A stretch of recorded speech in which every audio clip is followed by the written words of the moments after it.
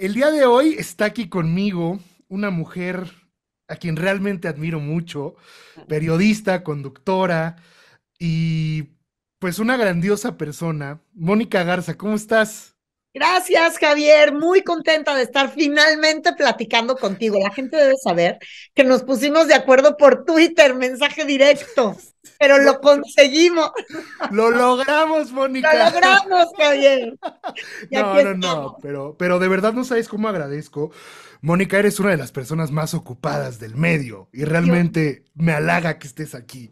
no, eres un sol, gracias.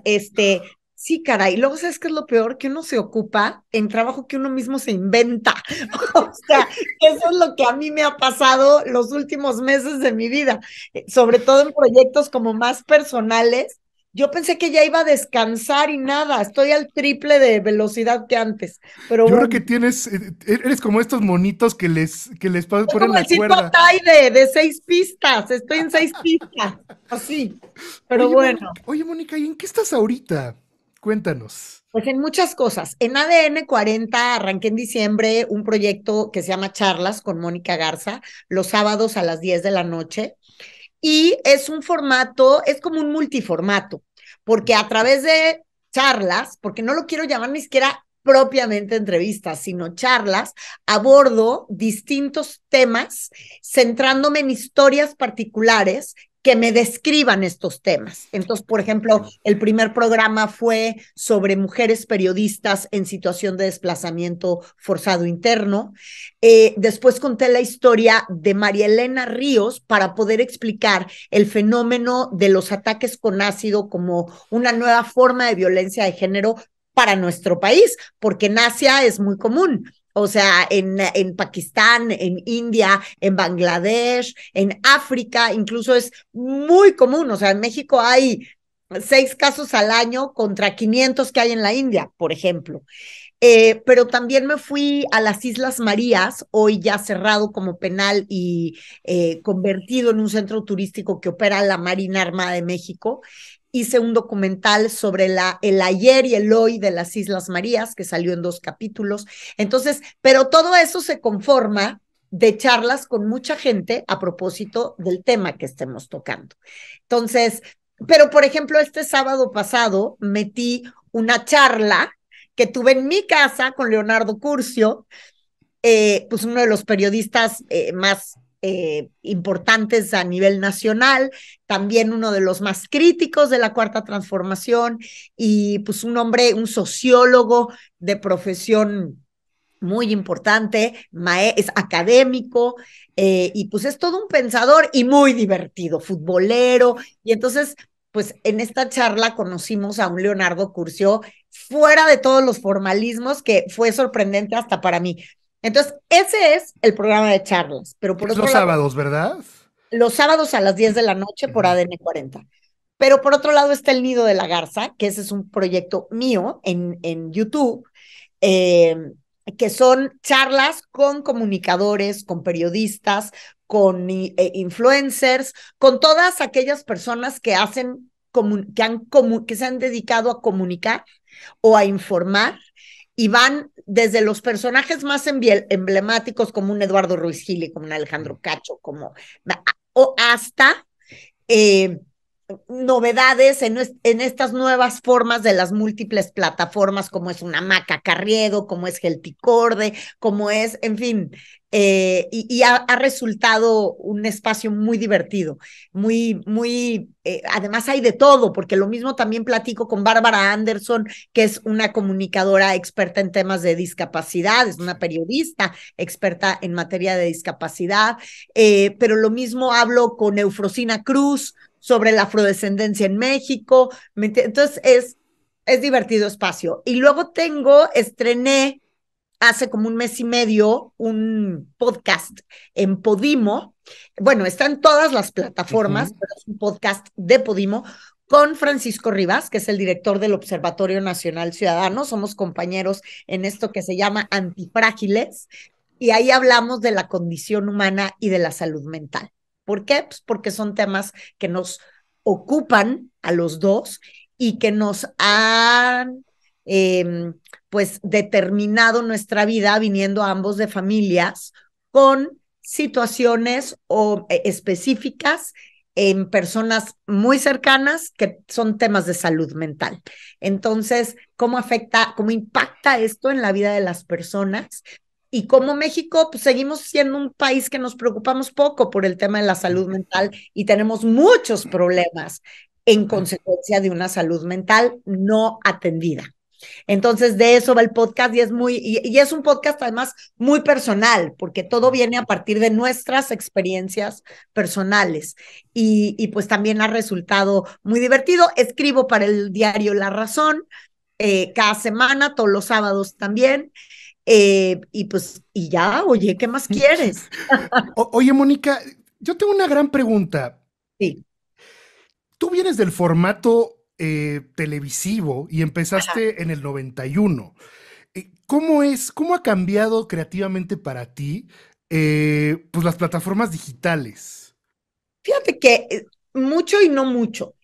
En el 91 yo comencé, pero detrás de cámaras. En realidad, cuando yo comencé formalmente en la televisión, delante de cámaras, fue en el 99, más o menos, porque yo entré a TV Azteca en el 97, pero atrás de cámaras. Yo era jefa de información, era jefa de redacción, era coordinadora de producción de ciertos programas.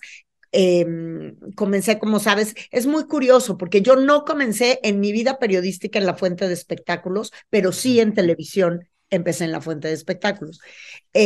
Comencé escribiendo en el periódico Reforma en el 90, por ahí, 90, y en dos periódicos en el Estado de México, y hacía en el periódico Reforma las entrevistas centrales de un semanario que se llama Magazine. Claro, Para todavía existe, ¿no? todavía existe. Sí. Y luego hacía por encargo algunas entrevistas para el diario de Toluca y el Mundo Financiero, también del Estado de México, periódicos del Estado de México.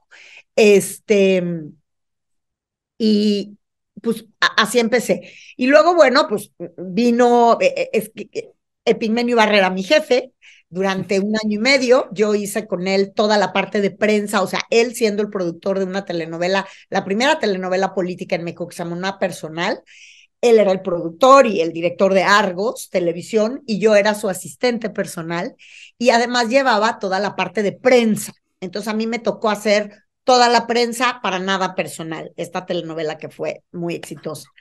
Y de ahí me voy a trabajar a TV Azteca en el área de espectáculos con Pati Chapoy, donde me quedo 9 años en muchos espacios, hice muchísimas cosas, pero 9 años nada más. Hoy la gente se sigue acordando mucho es muy curioso, yo siempre me pregunto, pero ¿por qué se acuerdan tanto de mi paso si ya tengo más años en el área de noticias que lo que Sí. duré en los espectáculos? Pero bueno, algo habré hecho bien, muy bien. Claro.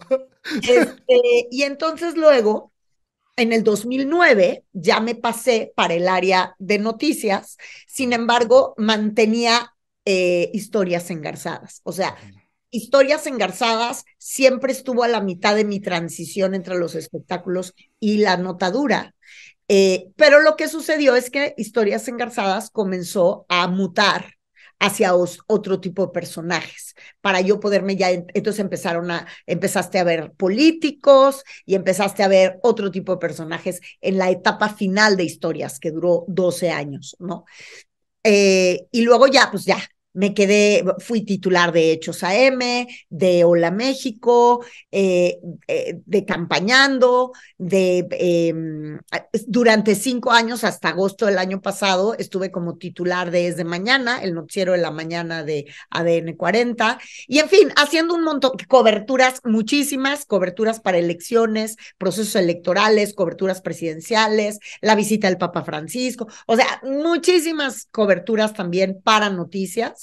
Y bueno, yo estaba en Hechos AM cuando nace Twitter, o bueno, no, había nacido Twitter como 2 años antes, pero yo como veía Twitter como una cosa rarísima para los chavitos, ¿no? Sí. Al final me di cuenta que me tenía que meter en ello o moría, literal. Y más en noticias, ¿no? O sea, está Y más en cañón. noticias. No, en noticias sí lo seguía mucho sobre todo los medios muy formales e internacionales. Yo lo usaba muchísimo para toda la información internacional. En esa época estaba yo con Alejandro Villalbazo en Ujú. Hechos AM, y para eso lo usábamos, pero no era tan activa. Ya luego me volví más activa. Luego llegó Instagram, que es más divertido, porque yo digo que ahí, o sea, cuando ya te cansas de odiar y que te odien, entonces vete a Instagram a descansar, porque ahí la gente toda es perfecta y toda es guapa y toda es rica y todos tienen vacaciones increíbles y se aman con su pareja y ahí todos mentimos, ¿no? Sí, es Entonces, azúcar, pura azúcar claro, ahí. o sea, bueno, primero fue Facebook. Yo Sí. siempre cuento esta anécdota, pero tengo una amiga que un día puso en Facebook, oigan, ¿todos son así de felices o solo en Facebook? O sea, y eso describe perfectamente lo que es Sí. Facebook, Instagram, ya sabes todo.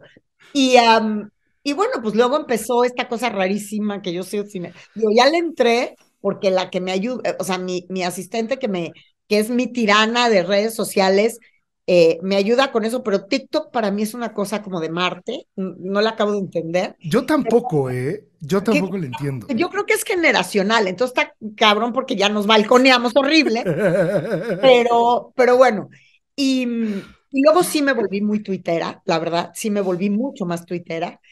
Y luego el cambio a las plataformas, yo me resistí mucho a entrarle a YouTube y a estas plataformas alternativas, pues porque tenía muchísimo trabajo en los medios tradicionales, tanto en el periódico como en la televisión, o sea, en la prensa escrita como en la televisión.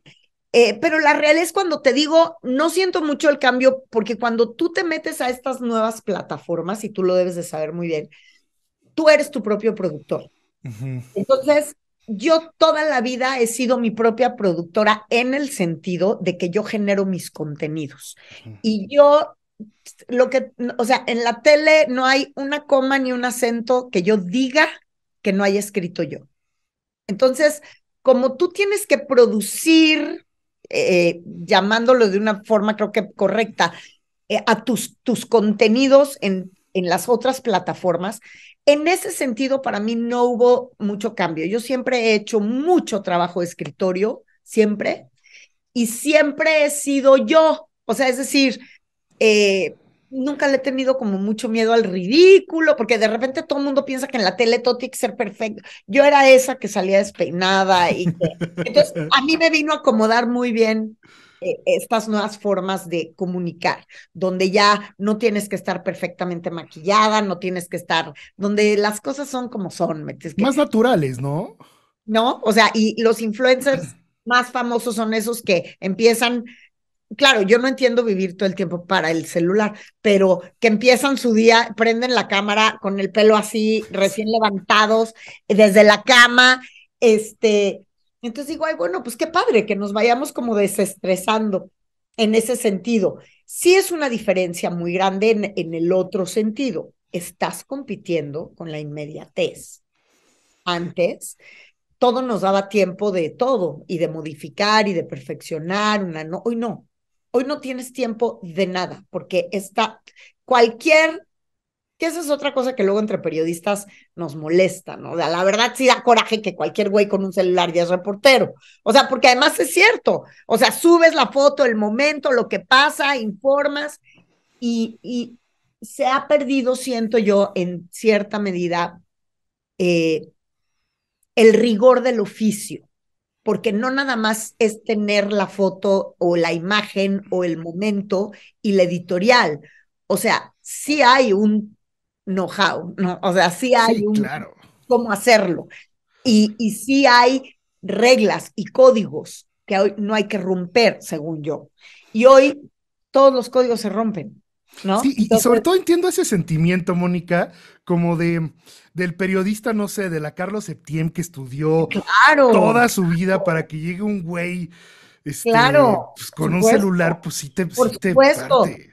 Fíjate, yo tenía en Historias Engarzadas muchos colaboradores, hubo una época que casi todos, toda la gente de Historias Engarzadas, los colaboradores de historias, porque era una producción bien grande donde trabajaban simultáneamente 4 reporteros, y hubo épocas donde los 4 eran de la Carlos Septién, o sea, gente con muchísimo oficio que venían pues, de la mejor escuela de periodismo en México, Sí. con mucho rigor periodístico y de repente hoy, pues ya ves que es como medio al aventón y los que somos de la vieja escuela nos cuesta trabajo como aceptarlo, digamos, no adaptarnos, uno adaptarse o morir, ¿no? Pero, pero sí como aceptarlo, que hoy, pues no sé, de repente te llegan chavos y te entregan una nota y dices, o tú le dices, ¿no? Y a ver, necesito toda la información de tal cosa y se meten a Google y ya Copy-paste.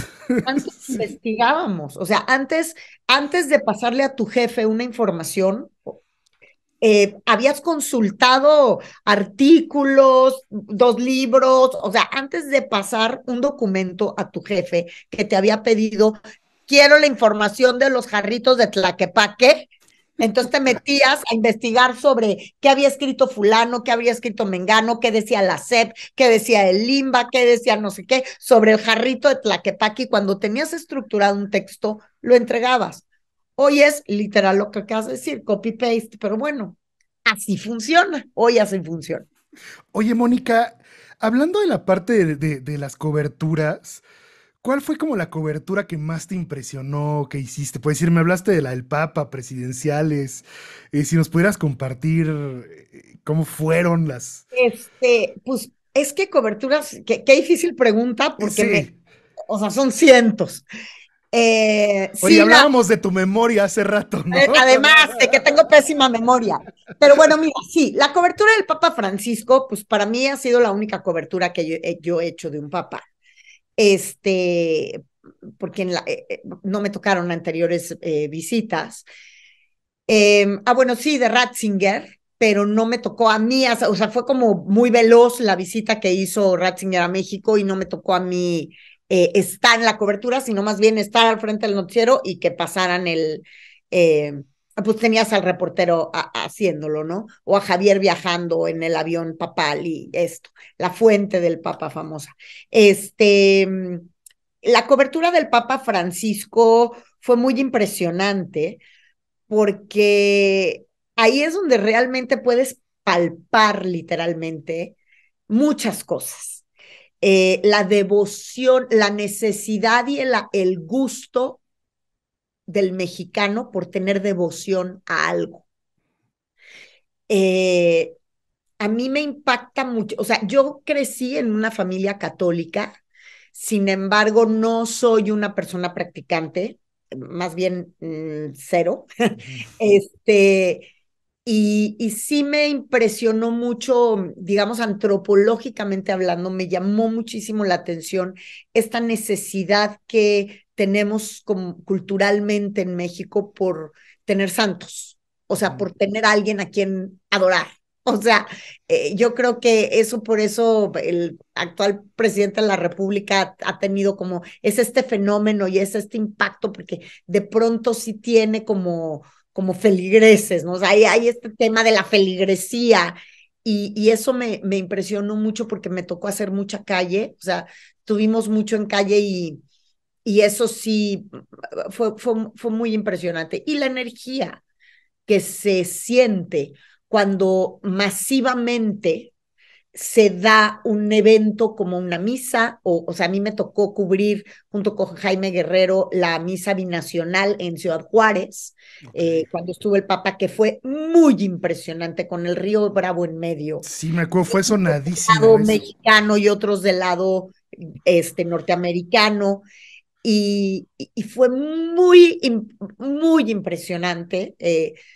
Ese sentimiento. Y luego, por otro lado, pues era muy simpático ver cómo ponía a parir chayotes el Papa a su guardia y a la guardia mexicana, porque pues el Papa Francisco es ese que le decía al papamóvil como si fuera taxi, párese porque voy a bajar a saludar al niño. Y entonces ahí no había manera de tener estrategia de seguridad. Y entonces el Papa viene rodeado de 2 elementos de la Guardia Suiza, que son los que lo vienen cuidando, pero él sin decir aguabá le decía al chofer, párese, me bajo aquí, porque si veía el Papa se acercaba mucho a las personas con capacidades diferentes, ¿no? Y entonces se bajaba y se acercaba y no le importaba.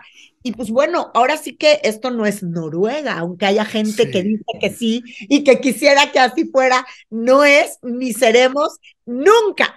O Sí, sea, sí lo vi en la mañana, lo de Noruega. o sea, empezando por el tema de la seguridad y el Papa Claro. se bajaba, o sea, estábamos en México cuando además eso sucedió el mismo día que el Papa Francisco tiene una misa y una reunión en catedral con la, pues digamos, con la iglesia mexicana y con sus representantes más importantes, y que les paró una friega de regañiza, sobre todo por, eh, pues el regaño fue directo a aquellos sacerdotes que estaban coludidos con el narco, dichas las cosas como son, Sí, pues sí. y lo dijo con todas sus letras.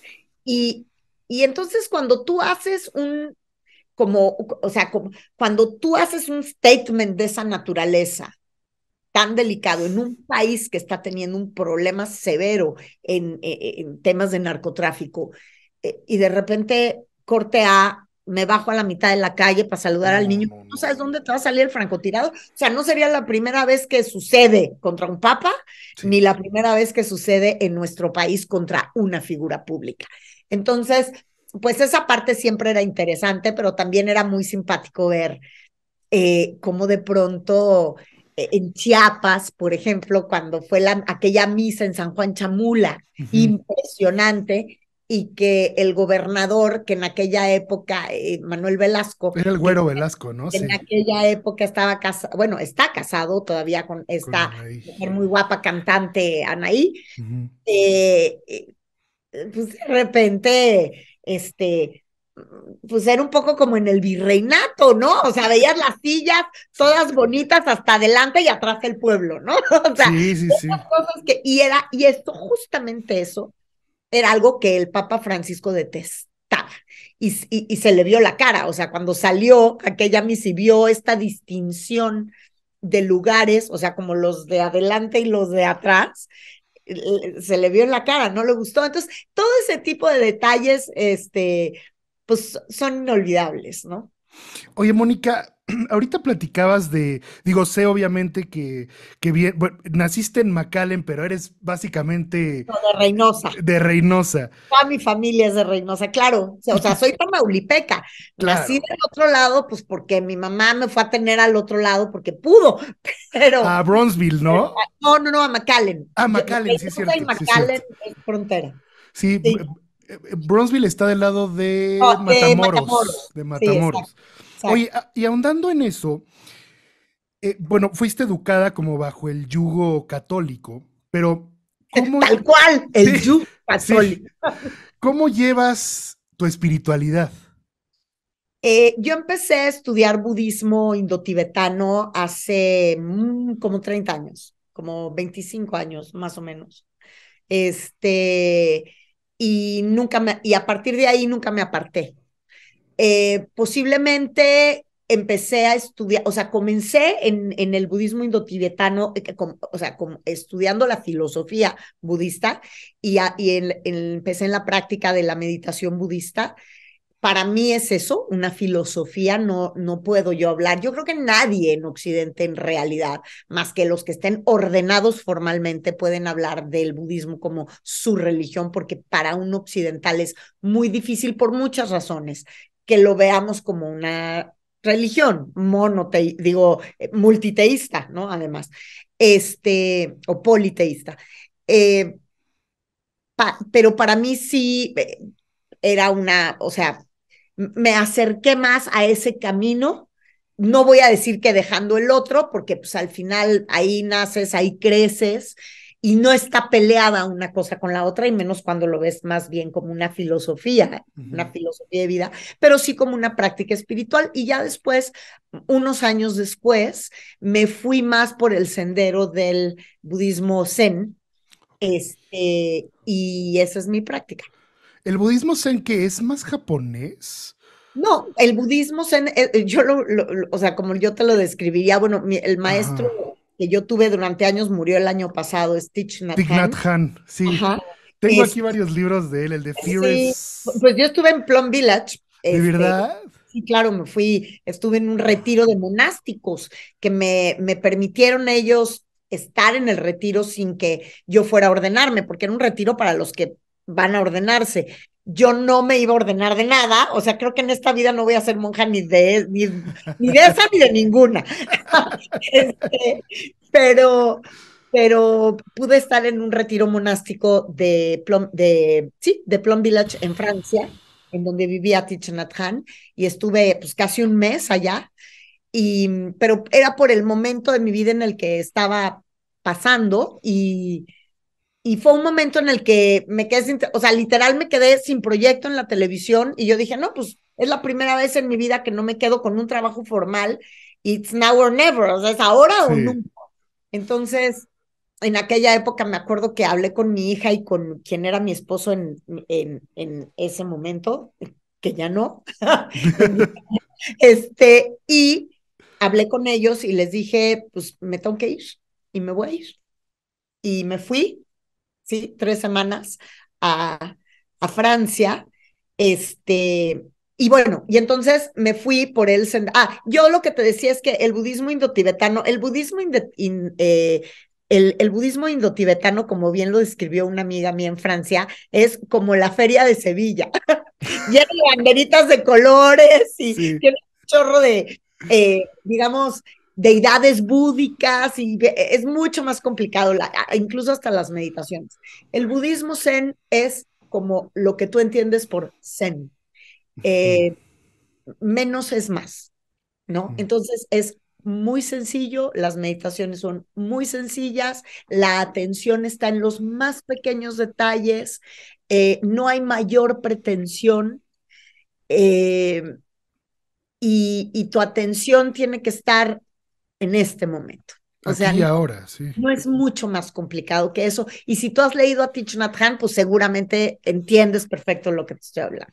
A mí la verdad es que me cambió la vida en el sentido de justamente el aquí y el ahora. O sea, Thich Nhat Hanh sí era un iluminado. Yo digo, Es nunca el pude. mindfulness, ¿no? Él Sí, practica el famoso mindfulness. sí, bueno, es como de los precursores, ¿no? Él De esa es el onda, sí. profesor del mindfulness, claro, pero él en una cosa que se llama la orden del interser, que eso es muy interesante porque además es cierto.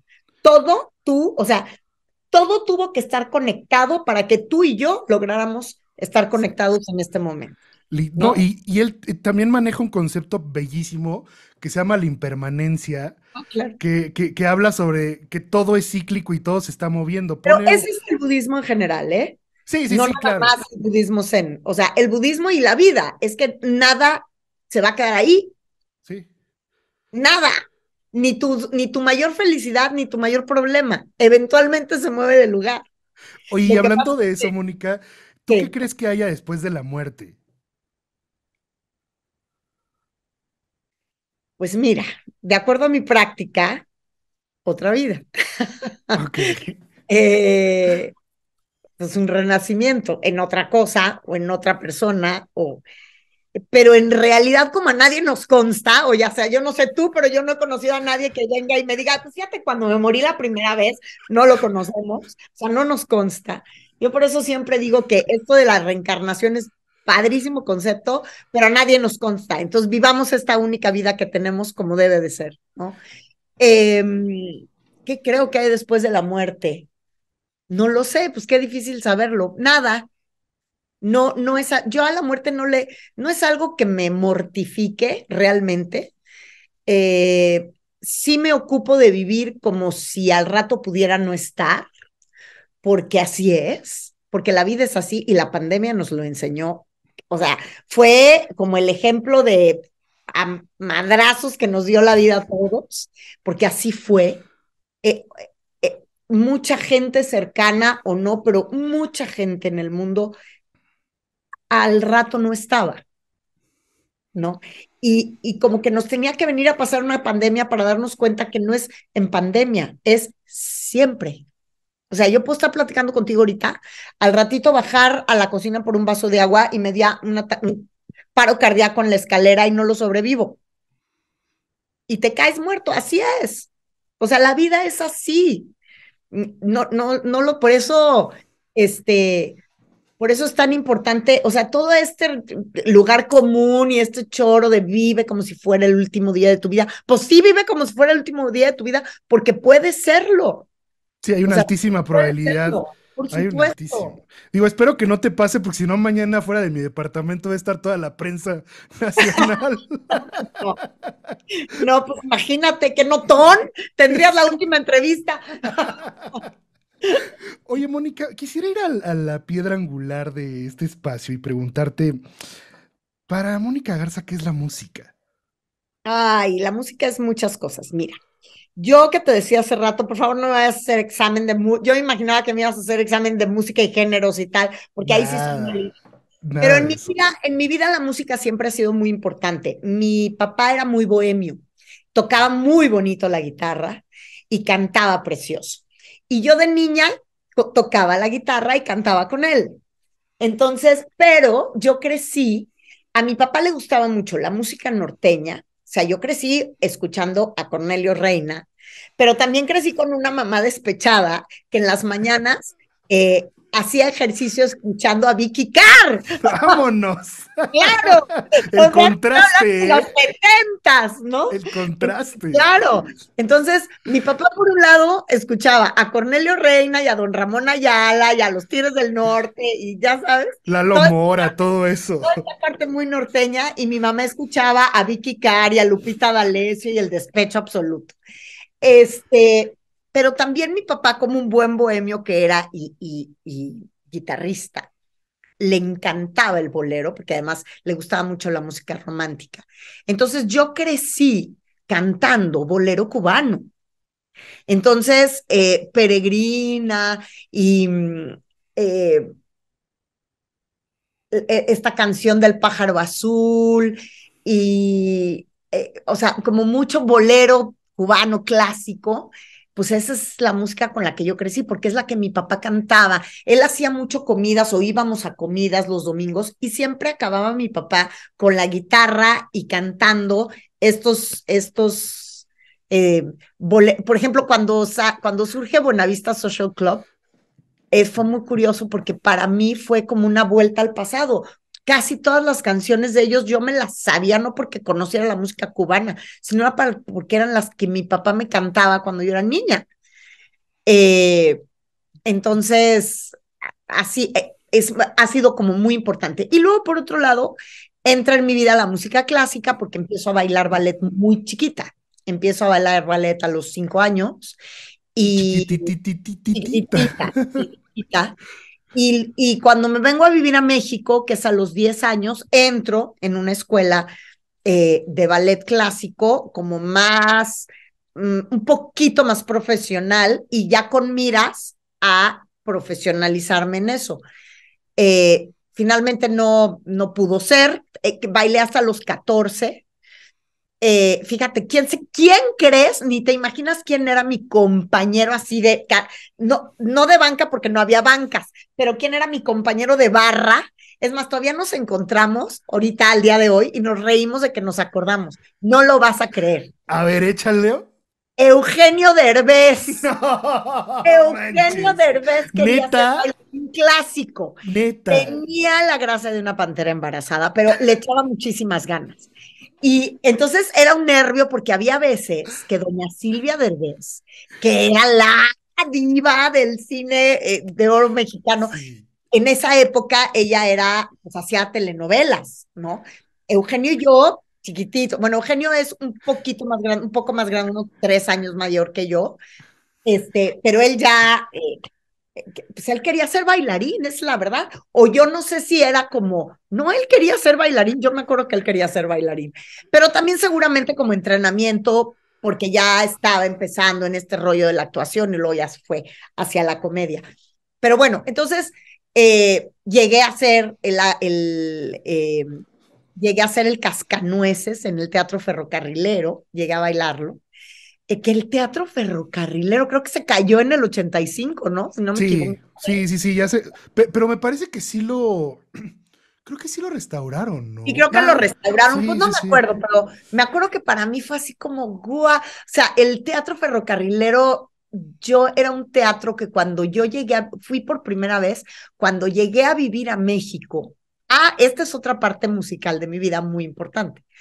Cuando yo venía a México, mi mamá me llevaba a ver musicales. Ujú. Cuando el teatro musical había un musical, y entonces fui a ver ahí, creo que fue ahí, La novicia rebelde, pero Lupita D'Alessio era la novicia rebelde y Enrique Álvarez Félix, el hijo de María Pelos, imagínate, te estoy hablando de la prehistoria, era el capitán, no sé si te sabes la historia de la novicia rebelde, pero bueno, la cuestión es que ellos dos eran los protagonistas y Lupita era la que cantaba, y entonces claro que salí de ahí y me llevé mi LP, porque en aquella época, Claro. ¿no? Me llevé mi LP de La novicia rebelde cantada por Lupita D'Alessio y, y me empezaron a gustar mucho los musicales. Luego me tocó ver a don Manolo Fábregas Ajá. en el violinista en el tejado. Igual ahí en el ferrocarrilero. Claro, no, no, él ya en el complejo de teatros de Manolo Fábregas, ¿te acuerdas? El Virginia Sí, Fábregas y el San Rafael. No me claro. acuerdo si yo lo vi a él en el Teatro San Rafael o en el Virginia Fábregas, pero a mí me tocó ver a don Manolo Fábregas como el El violinista. violinista en el tejado. ¡Qué maravilla! Entonces, esa era mi música. Y luego, bueno, pues ya luego, cuando me vine a la Ciudad de México ya a vivir, este, pues la música disco, ¿no? Porque empezaba fiebre del sábado por la noche, eso es lo que había en Sí, la claro, televisión, con claro. Fito Girón, ¿te acuerdas? O sea, tú no te acuerdas, pero No, yo no, no, pero mi mamá sí. cartoneando con mi edad, yo no tengo un tema con la edad, pero pues esa es la verdad. Entonces, uy, no, John Travolta, estos eran los ídolos, ¿no? La chamarra de cuero y toda esa onda, ¿no? Claro, claro, por supuesto. Entonces, bueno, ya de adulto, pues yo era esa, o sea, cuando empecé a salir de antro, lo que pasa es que empecé a salir de antro muy chavita. Que ibas al Magic seguro, ¿no? Al bandasha, porque más era re fresa. Entonces iba al Magic y al bandasha y a todos. Y luego me iba al Taíza, Cuernavaca, me escapaba, les decía a mis papás que iba a una fiesta aquí en la Colonia del Valle y me iba al Taíza, Cuernavaca. O sea, inconscientes, imagínate. Entonces, bueno, pues toda la música disco, luego ya vino la música electrónica, que me parece lo más aburrido del planeta, a mí. Eh, y este, pero también era esa que buscaba los bares del Arrabal, de la colonia Guerrero, entonces salía con niños fresísimas del CUM y ya sabes, Sí, y les claro. decía, es que hay un bar súper divertido que se llama el Bar Cordiale. Y decían, ¿el qué? El Bar Cordial, ¿y eso dónde está? Pues en un lugar que creo que se llama la Colonia Guerrero. No manches. Entonces acabábamos en el Bar Cordial, que era muy divertido porque tenía unas columnas de mujeres desnudas, o sea, la columna en yeso, digamos, pero a los pezones se les prendían foquitos.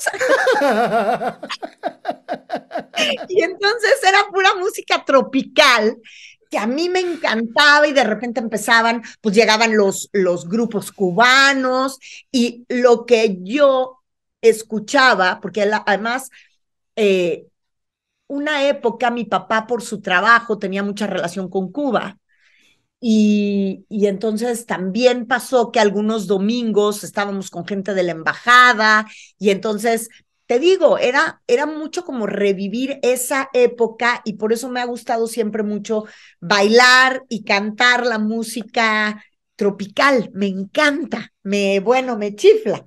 No, y el sonido que tienen a mí me impresionó cuando fui, que de hecho, curiosamente, me tocó la muerte de Fidel estando allá. Qué maravilla. Pero, Ay, sí, qué maravilla. pero me acuerdo mucho, la gente bailando en el Floridita, por supuesto, Ay, en la bodeguita, qué cosa maravillosa el Floridita. A mí me tocó, el este, daiquiri, ¿no? claro, todavía me tocó conocer todos esos lugares y yo me llegué a hospedar. Yo en Cuba he estado varias veces y me llegué a hospedar en el Hotel Nacional Ujú. y en el Habana Libre Estaba y el en Lincoln también, ¿no? Que está ahí en la Alameda, sí, ¿no? y luego me quedé alguna vez en un viaje que hice en uno muy, muy bonito que se llamaba Ambos Mundos, un hotel que empezaban los hoteles boutique y este era como una casona del Vedado convertido en hotel, se llamaba Ambos Mundos, sí, muy divertido, Cuba. Oye, entonces, bueno, eh, pasando como toda esa parte disco, ya cuando creces más, bueno, el electrónica, disco, todo eso te tocó. Cuando Sí. creces, digamos, hablemos por decir de los años 90, Ajá. ¿qué empiezas a escuchar? Digo, ahí te toca muchas baladas, ¿no? Puedes decir, estaba Luis Miguel, Emanuel, Ah, sí, pero yo era muy Mijares. fresa y no oía mucha música en español, pero sí, Mijares me encantaba, me divertía muchísimo. Luis Miguel dos tres, pero oía sobre todo música, pues más bien en inglés, y luego me fui a vivir a Francia 2 años. Entonces, mi música era sí el pop francés o alemán Ok. porque eran el Red Balloons, 99 Red Balloons, ya sabes, Sí, claro. que eran, pero que era en alemán, era lo de la época, pero era una época que yo vivía en Francia y escuchaba pues a los franceses. Y en inglés pues estaba Sade, ¿no? Y estaba esta negrita talentosísima que eh, ahorita me voy a acordar de su nombre. Eh, oh, sí, se me fue. Era, Ahorita, era norteamericana, Chapman. Chapman. Chapman. A ver, googlealo A ver, rápido. Es una mujer de color, este, se llama Chapman. a ver, a ver. A ver. Te va a salir. No, es que solo me sale un Ay, dude. ahorita, bueno, ahorita yo te la voy a No, no, encontrar. no, ahorita lo encuentro. Tracy Chapman. Tracy Chapman.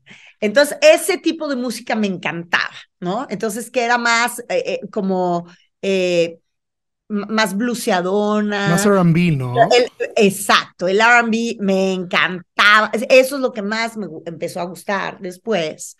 Y luego tuve un galán, tuve una relación muy larga. Este, Él era muy melómano, eso sí. Entonces, pero le gustaba mucho la música negra, o sea, le Ujú. gustaba muchísimo el rhythm and blues y le gustaba mucho, entonces me mete más como a esta música eh, que era muy, muy padre. Y, y bueno, pues eso ya fue más hacia los 2000, ¿no? Oye, ¿y qué música te recuerda? Por decir, es que yo creo que la música es una radiografía de nuestro futuro y nuestro pasado. ¿Qué música te recuerda, por decir, cuando nació tu hija? Bueno, cuando yo conocí al papá de mi hija, estaba muy de moda Presuntos Implicados, por ejemplo. Estaba muy de moda Gloria Estefan. Ujú, Este álbum que ella saca con música cubana, ujú. justamente, este álbum que ella saca en español y que tocaba, es más, Chamín Correa le Sí, hacía las Chamín, sí. guitarras. ¿Cómo se llamó ese álbum? Tierra Mía o Mi Tierra. Se llama Mi Tierra, se llama el álbum de Gloria Estefan. Entonces, eso me recuerda mucho la época en la que conozco al papá de Matilda y bueno, pero pues ahí también se empieza a poner se empieza a poner muy de moda la música electrónica y todo esto, ¿no? Entonces, pero luego también viene un boom de música cubana eh, como más alternativa, como más contemporánea a México, y en esa época yo estaba en la fuente de espectáculos y los cubría muchísimo. Eh, a todos estos ¿te acuerdas de un chavo? Bueno, a Mauri Gutiérrez nace en esta época, Claro. o sea, nace como artista, él Sí, no, sí, sí. ya también Pancho Céspedes, también, o sea, viene como los orishas y Ujú. viene como esta ola de cubanos, que muchos de ellos no vivían en Cuba, evidentemente. No, en Los Ángeles, Este, Miami, más bien, ¿no? ajá, pero, y bueno, Buena Vista Social Club y todo esto, que viene como ¿te acuerdas? Como esta nueva Sí. ola de lo cubano en los 2000, cuando arranca el siglo XXI. Este, pues eso era, más bien era como por ahí. Y luego, ¿sabes qué me recuerda a mi hija muchísimo? Cuando era bebita. De hecho, tengo una fotografía de él cargando a Matilda, mi hija, cuando Matilda tenía 2 años. Ok. Y él vino a México a presentar un disco y yo lo entrevisté para el medio del espectáculo, que yo lo conducía. Pau Donés, de Jarabe de Palo. Órale. Tengo esta foto, fíjate, la voy a enmarcar, ahora que me Sí. acuerdo, ahí la tengo, voy a enmarcar a Pau Donés, que en paz descanse, que me parecía glorioso Mm. hasta el día que lo entrevisté, porque no me supo distinguir, no, le pregunté que cuál era el país de América Latina con el que él más se identificaba, y me dijo, pues de América Latina no sé con cuál es con el que más me identifico. Sí te puedo decir que Estados Unidos es con el que menos me identifico. Entonces yo dije, cultura cero, bye. Sí, O sea, se me sí. cayó así al piso. Pero no, un tipo increíblemente talentoso. Increíblemente talentoso. Y pues ese tipo de música, Zucchero, por ejemplo, me Claro. encantaba, pues también era la época de la italianada, ¿no? Sí, Laura Eros, Pausini, Zucchero, Eros Ramazzotti, luego el Tiziano. otro que Tiziano Ferro, que odiamos todas las mujeres el día que dijo que todas las mexicanas eran bigotonas, menos Alma Hayek, ¿cómo olvidar, Oye, que no? yo creo que a mí fue como la primera cancelación musical que hubo, ¿no? Yo creo que sí. Yo tuve una segunda cancelación musical después, por culpa de un amigo mío fotógrafo muy famoso, pero no voy a decir su nombre porque a lo mejor él nunca lo ha dicho públicamente, pero una muy famoso fotógrafo de mega celebridades en México. Y un día me dijo, porque yo era súper fanática de Clandestino, ¿cómo se llama? No, Clandestino es el álbum, Clandestino fue el disco. Eh, De, eh, de a ver, Manu, tú eres el experto de en Manu música, Chao, ¿no? De de Manu Manu Chao, Chao. sí. Y entonces yo llegué porque había ido a cubrir a Manu Chao y había hecho una entrevista con él. Y venía yo sacada de onda porque me había caído muy gordo, porque era muy mamón, esa es la verdad. Y entonces eh, le comenté esto a mi amigo y me dijo, es que Manu Chao es una puesta en escena completa. O sea, esto de que es rojillo y que sale y que defiende causas y tal, me dijo, a mí me tocó cubrirlo delante, debajo del escenario, arriba del escenario, en el camerino, durante la mañana, seguí todo el tour en México. Me dijo, y te puedo decir que es una persona horrible. Y entonces yo, que era la más fan de Manu Chao, también, ¡pum!, se me cayó. Y a mí lo de Tiziano Ferro, pues sí me cayó muy gordísimo, pero no para como dejar, o sea, si me ponías la canción en el coche, lo cantaba, o sea, no es que lo quitara, ¿no? No me afectaba tanto. Pero se En te el- cayó Manu Chao sí se me entonces. cayó Manu Chao, y mira que me encanta, pero ese sí se me cayó, pero se me cayó porque lo entrevisté, más ¿Y que nada. si era payaso cuando lo entrevistaste? Pues era como parco, Ajá. ¿no? Era como parco y yo siempre he tenido como la misma personalidad como entrevistadora, ¿no? O sea, soy como informal, soy como... eh, Enérgica. no, sí, pero también no, ni yo pretendo quedar bien, ni voy en modo fan, ni pretendo, o sea, siempre si te fijas, las entrevistas de historias engarzadas, por eso conseguían o consiguen en el nido de la garza estas otras profundidades, porque tratas de llevar a tu entrevistado hacia un lugar donde se le olviden las cámaras. Más imparcial aparte, ¿no? O Ahora, sea, en aquella época, te estoy hablando hace 20 años, no había, o sea, estoy hablando de los años 2005, 2006, donde todavía eran los medios tradicionales, las entrevistas más acartonadas, los famosos junkets, los famosos presentaciones del disco. Entonces el pobre artista tenía que dar 45 entrevistas en un Sí. día y decirle lo mismo a todo el mundo, ¿no? Entonces, y Manu Chao era como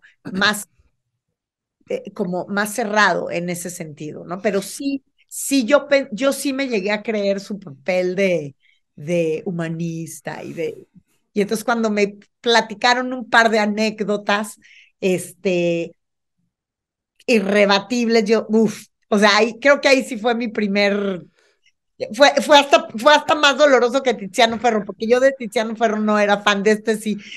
No, y es que Manu Chao sí, qué buenas rolas.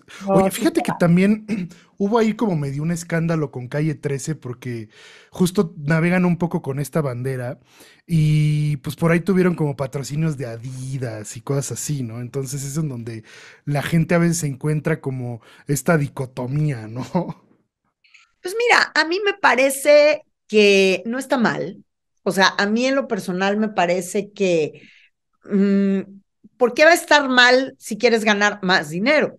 O sea, es decir, mientras no afecte eso, la autenticidad de lo que haces, en lo que sea, sobre todo en la música, pero pues entonces si no, nadie seríamos, no tendríamos, o sea, no seríamos fanáticos del fútbol. Por ejemplo, ¿de qué viven los futbolistas? Claro. Todo lo que firman con tenis y con las marcas y de coches y de relojes y de, olvídate, y entonces ¿qué? Ya no vas a ver el fútbol porque se volvió un frívolo, porque va a ganar millones de euros por haber firmado un contrato con una marca de un reloj. O sea, creo que lo mismo le pasa a los cantantes. O sea, pues tú ahí tienes gente talentosísima como la propia Shakira, por ejemplo. O sea, Shakira es una mujer increíblemente talentosa, además de que a mí sí me parece un gran ser humano. Shakira es una mujer eh, con un talento impresionante porque ella es productora, Sí. ella es compositora, ella es músico, o Y sea, arreglista también y arreglista. todo. Ujú. Y además ha anunciado perfumes y maquillaje y shampoo y lo que me digas. Y eso no le quita todos los talentos que tiene. Entonces, pues tampoco nos confundamos con eso, ¿no? Y además como que pues cada quien tiene derecho a, si te llegó la oportunidad, ¿por qué no? No, eso no le quita credibilidad a tu talento. O sea, creo que ahí sí, en eso yo no estaría de acuerdo o por lo menos yo no soy crítica con eso. No, y yo también concuerdo contigo. Es que sabes que yo siento que es un fenómeno, Mónica, de que la gente cuando siente que algo que le gusta se masifica, ¿No? siente que ya no le pertenece porque le pertenece a todos, Es que ¿sabes? hoy ya nada le pertenece a nadie, nada más. O sea, hoy ya no hay, así como ya no hay exclusividades en las televisoras, que antes era la exclusividad, se rompió en todo. Hoy las disqueras ya no existen. O Sí, sea, no. creo que queda por ahí, o sea, la industria de la disquera como tú y yo la conocimos, hoy no existe. No, ya es otro formato. Ajá, y esto de las músicas de nicho tampoco funciona tanto. O sea, antes la famosa trova cubana, ¿no? Silvio Rodríguez y Ujú. Pablo Milanés y todos estos, este, eran como de un nicho y era como muy romántico, o sea, era como de un romanticismo, pero de un romanticismo del Che Guevara, que siempre ha sido más un personaje de la cultura pop, Sí. que un representante realmente de algo que sea una realidad. O sea, los que realmente hurgan en la historia se dan cuenta que pues, había sí una dosis de lo que predicaba y una inmensa dosis de algo que él no predicaba, pero que también era. Y eso sucedía en ese medio de esta música de la trova. O sea, tú ahí tienes a un Silvio Rodríguez, que después resultó, o un Pablo Milanés, que después resultó que eran en favor de una tiranía espantosa que tiene una Cuba muerta de hambre. Sí, y que ellos a su vez tenían pues casas en Los Ángeles, en Miami. Y eran los que se jactaban de haber sido los que Sí. más luchaban contra el dictador que derrumbó la revolución cubana y no, y los que más lucharon contra Batista y esta canción de Ojalá contra el dictador que hoy nos viene tan bien, ojalá. Oye, justamente veo que tuiteas como mucho referente, por supuesto, a política. ¿Cómo le haces con el tema del hate, Mónica? Porque te debe de llover, pero a Muchísimo, a veces cántaros. más y a veces menos. Creo que cada vez menos, fíjate, pero no me engancho. Ujú. No me engancho, Javier. O sea, ese es mi 11.º mandamiento. De hecho, en mi podcast, que les recomiendo, se llama Voy a Antifrágiles. poner la liga aquí abajo. Y sí, ponlo de Podimo, que está en todas las plataformas, está en Spotify, Google, Amazon, en todos lados. Bueno, eh, tenemos un capítulo que se llama No te engancharás. Y es para mí es el 11.º mandamiento. Y así como no te engancharás en una discusión absurda, no te engancharás en un debate con una persona que no merece que tú debatas con él, no porque tú seas más inteligente o menos, sino porque hay discusiones que no van a llegar a ningún lado. Entonces, alguien tiene que guardar la cabeza sobre los hombros y decir, ¿para qué nos ensartamos 4 horas en algo que no va a llegar a ningún lado? O sea, el debate en Twitter rara vez es un debate y rara vez alcanza una altura suficiente como para que tú deposites ahí tu conocimiento y tu energía. Eh, a menos que lo hagas con alguien que conoces, a quien respetas, y se han dado debates fantásticos en Twitter, pero Twitter con el tiempo sí se ha venido convirtiendo en una nicho de odio y de resentimiento y de estas personas que de alguna manera se envalentonan desde una cuenta de Twitter para decirte cosas que seguramente si te tuvieran enfrente no lo harían. Si tú respondes, vas a comenzar a hacer una bola de nieve imparable. Yo he respondido o sea, a agresiones directas, creo que 2 veces en realidad de forma importante. Una de ellas sí fue porque fue muy, o sea, muy duro el ataque, duró mucho, duró días, duró 2 o 3 días sobre una crítica que hice cuando salieron con la primera noticia de la mujer de Amajac que van a poner en Ujú. el donde estaba la estatua de Colón. Yo hice una crítica que al final del día yo no estaba criticando el hecho, yo estaba criticando, o sea, tú frente a una obra de arte, la que sea, precolombino o lo que sea, Sí, barroco, clásico, lo tienes que derecho a sea. que te guste o no te guste y decir me gusta o no me gusta. Me gusta que lo pongan o no me gusta que lo pongan. Eso no significa ni que porque yo lo diga no lo van a poner o sí lo van a poner. ¿Me entiendes? Y entonces, bueno, pero ahí sí vino un ataque muy feo. O sea, empezaron a agredir a mi papá, Sí me acuerdo, hasta fuiste trending agredir, topic, ¿no? Sí me ajá, y acuerdo. empezaron a agredir a mi hija. Ah, no. Y entonces ahí sí saqué una especie de comunicado con 6 puntos, o sea, con 6 cosas muy puntuales. Eh, ahí sí respondí. Y ya, o sea, cerré el tema. Como dije, esto es lo que tengo que decir, porque conmigo métanse lo que quieran. Pero mi papá es una persona que hoy no puede defenderse, y menos en redes sociales. Mi papá todavía vivía. Y mi hija, ella no tiene la culpa de tener una mamá que es pública y no tiene por qué recibir ataque. O sea, eso sí me parece muy bajo, ¿no? Este, y, y ahí fue donde respondí. Y en otra ocasión también me acuerdo que respondí, ya no me acuerdo ni de qué, pero generalmente no me engancho con el hate. Y lo que hago es, una vez, mi queridísima Inés Sáenz, mi colega y compañera de amiga, porque además somos muy buenas amigas. Es muy linda, yo la conocí, yo hice la música para de Azteca de Tokio y de Ah, genial. Ay, qué y ahí, padre. Y ahí la conocí, lindísima, Es lindísima. una mujer muy inteligente y un día me dijo, ella me ha dado uno de los mejores consejos que me han dado para redes sociales. Me dijo, no bloquees gente. Eso es darles demasiada importancia a alguien que no la tiene, porque si te pones a investigar, generalmente la gente que te bulea o que te trata de lastimar como muy masivamente o varios detrás de él, tienen un seguidor, dos seguidores, tres seguidores, que son bots que ya te mandó ya sabes quién de ya sabes dónde. Entonces, este, no bloquees porque estás dando mucha importancia. Silencia. Me dijo, el que no ve, corazón que no ve, ojos que no ven, corazón que no siente.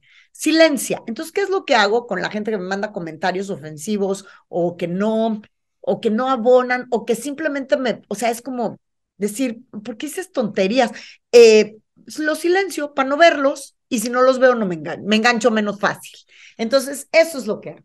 No, es que sí, la verdad es que Twitter es una inquisición digital, o sea, a mí sí me da, También tiene cosas muy buenas, ¿eh? O sea, sí, también tienes la denuncia en Twitter, aunque yo soy de las primeras que digo, denuncien muy bien, háganlo en redes sociales, pero también vayan al Ministerio Público, sí. porque las redes sociales no son la ley.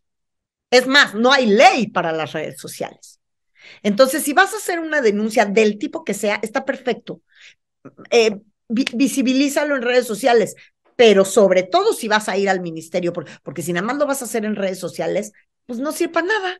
O sea, No, ahí sí va a haber consecuencias. y también No la, se puede prestar a que pues hayan muchas cancelaciones que pues tal vez no son reales, ¿no? Porque pues tú es, puedes ahorita subir y decir que yo hice algo y claro, no lo respaldas con algo jurídico, ¿no? exactamente, exactamente, exactamente. Entonces, eh, pues sí, pero por otro lado, pues en las redes sociales también tienes, en el mismo sentido de la denuncia, hay una parte muy positiva, eh, porque también eh, ha habido denuncias de hechos que se convierten en grandes noticias, que luego se convierten en leyes o Ujú, que luego se convierten en consecuencias que pueden ser muy positivas o que han sido muy positivas para la sociedad. Entonces, no todo es malo.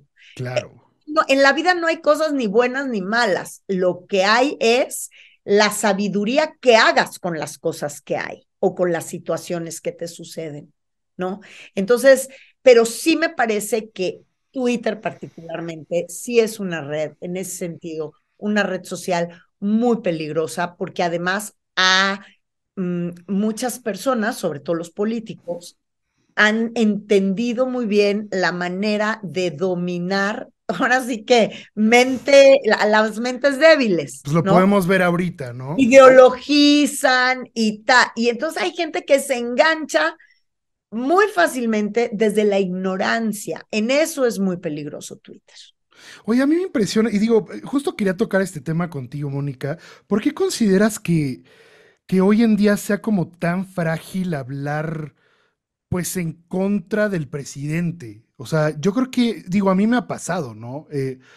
Tuve una, Frágil, frágil, que te frágil en el porque sentido hablas de, mal del presidente. sí, o sea, haces un comentario en contra del presidente y se incendian las redes sociales. O sea, ¿por qué crees que exista este efecto ahorita más que, bueno, evidentemente ahorita es la era de las redes sociales, Claro. pero a lo que voy con esto es, ¿por qué el presidente es tan intocable ahorita mediáticamente? No, yo no creo que sea intocable. Yo creo que es un hombre tocable como todo, como tú y como yo. Al fin Ujú. del día, que no se nos olvide que no es un dios de nada, es un presidente de la República, como todos los que hemos tenido, y es un ser humano que siente, que llora, que ríe, que está enfermo, que le duelen cosas, pues, que es padre de familia, es un ser humano.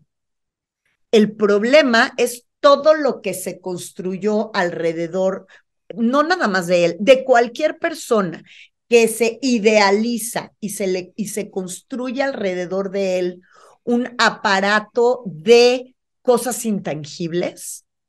Y además es un presidente que duró 18 años en campaña, de los cuales por lo menos 10 ya existían las redes sociales, y eso le dio un poder enorme. Y yo no lo digo, lo dice él.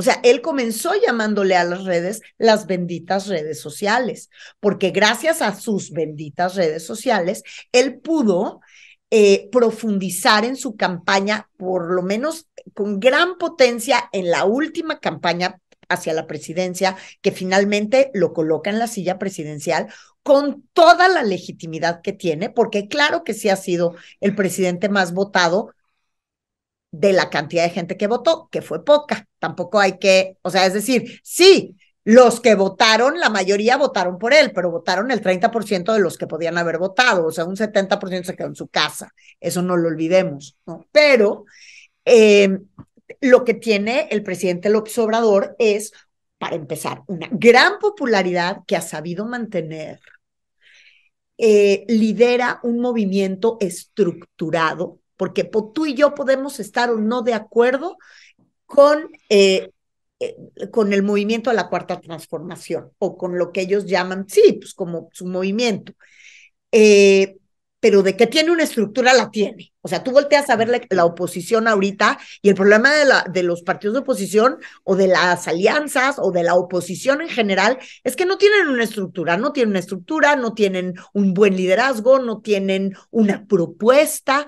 O sea, de este lado, por lo menos, yo no sé si lo que digan son palabras que se lleve el viento, pero por lo menos tienen un discurso estructurado, ¿me entiendes? Y eso es algo que el presidente ha sido muy firme con sus ideas. Digamos que a lo mejor las subrayó o arreció en otro tipo de tono ya como gobernante, pero de que no se ha movido del lugar ideológico en el que ha estado siempre, pues no, o sea, él sí maneja cierta congruencia. Ahora, es lo que empezamos diciendo en un principio, el tema es que él tiene seguidores como feligreses, o sea, toda, cómo han caricaturizado al presidente a veces, y me refiero a literal, a los caricaturistas, que son estos periodistas gráficos, estos editorialistas tan interesantes, que de repente lo caricaturizaban como el Mesías, ¿no? Porque muchos decían, oye, pues que ya llegó el Mesías y tal, pues es que sí, la No, y y literal te venden el peluchito y no, claro, pues hay toda una parafernalia porque ese es el populismo. Y tampoco somos el único país. Oye, tú vete a Inglaterra y cuántas, cuántas tiendas de souvenirs hay donde no te encuentres el peluche de la reina Isabel, la taza de la reina Isabel, la taza de Lady Di, la taza de, no sé qué. Bueno, cuando fue, a mí me tocó el jubileo, yo estuve en Londres cuando el jubileo de la reina, y aquello era una cosa impresionante y tal cual, o sea, la reina Isabel también es como otro dios que se adora para los monárquicos, ¿no? yo me acuerdo en Estados Unidos también vendían Obamas de Trump, peluche y y te acuerdas de Trumps Bush, y y te acuerdas Bush. de, o sea, oye, es más, yo tengo unos muñequitos, a ver, estoy a dos de pararme y venir a Sí, traértelo. Tengo unos muñequitos de John F. Kennedy y Jackie Kennedy que los compré en Washington en un museo y son adornitos del árbol de Navidad. Pero entonces, adornitos del árbol de Navidad, está toda la familia Kennedy, believe it or not. Y están sí, los Rockefeller y están. Entonces me los compré porque dije, wow. Entonces, ¿de qué nos impactamos de que hagan muñequitos de sí, AMLO? Y sí, el sí, día sí. de mañana va a pasar a la historia como el presidente. ¿Quién sabe cómo pase a la historia? Yo no puedo decir si va a pasar bien o mal a la historia.